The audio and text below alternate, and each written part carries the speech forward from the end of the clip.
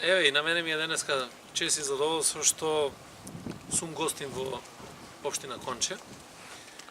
Со тоа сакаме да пратиме порака дека сите општини во Република Македонија се подеднакво важни. Тоа се принципите на кои што работи оваа влада и ние како министерство.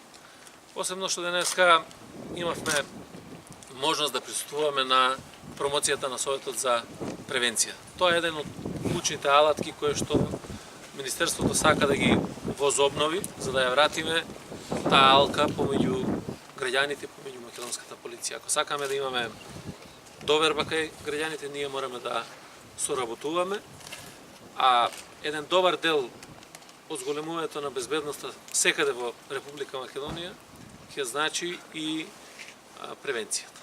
И токму заради тоа е многу важно да невладените организации, граѓаните, верските заедници се вклучат сите заедно во детектирањето на проблемите, како и изнаоѓање на решенија превентивно пред да настане било каков проблем.